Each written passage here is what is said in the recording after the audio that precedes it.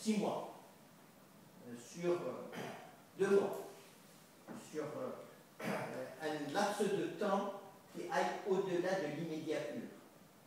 Et là, nous avons fait un travail avec des groupes de sociologues où on voit bien comment ce type d'identité-là ne se perçoit pas comme citoyen. C'est pour ça que je les appelle les migrants de l'intérieur. Ce sont des migrants, même s'ils ont la nationalité.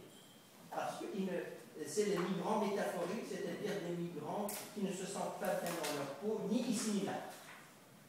Et donc, dans un sens, parmi eux, on a trouvé par exemple pas mal qui adhéraient à des formes d'islamisme radical. C'est-à-dire que l'islamisme radical peut devenir une sorte de solution imaginaire à un mal existentiel profond.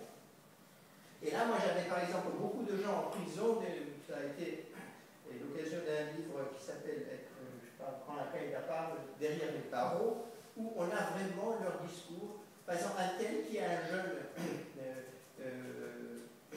d'origine algérienne et qui me dit, il faisait partie des gens qui ont collaboré avec l'armée française, comment ça s'appelle, les harkis. Alors, il me dit, mon identité, c'est que mon père, tout le monde dit, ta mère, c'est les Français qui l'ont baisé. Mon père, indigne. Ma mère, indigne. Moi-même, impie.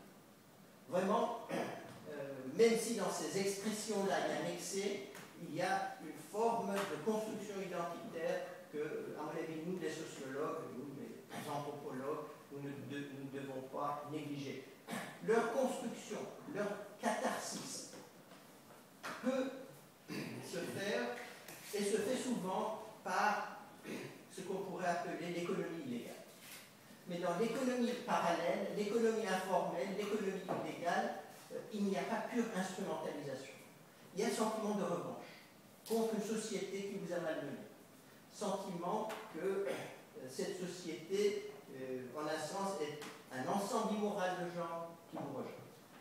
À côté de ça, vous avez une bonne partie des jeunes qui, à partir d'un type de cynisme modulé, mais qui n'est pas négatif, je veux dire, toute forme de cynisme n'est pas à exclure dans les relations sociales. Après tout, l'instrumentalisation est la chose du monde la plus commune, arrive à se distancier et à construire un rapport beaucoup plus, beaucoup plus neutre vis-à-vis de la société.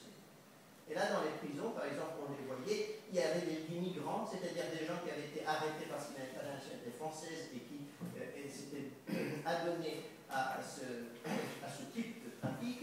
Et eux, par contre, ils avaient, je veux dire, cette positivité des classes moyennes, cette capacité de mettre plusieurs identités à la fois. Et quand je leur disais, mais vous êtes en prison, c'est quand même tragique, ils me disaient, non, non, non, c'est pas tragique du tout, c'est les risques du métier. Je fais ça, mais je gagne en un jour. Alors ils me demandaient combien tu gagnes. Bon, je leur disais, ils me disaient, en un jour, je gagne le double de ce que tu gagnes en un mois. Quand ça marche. Évidemment.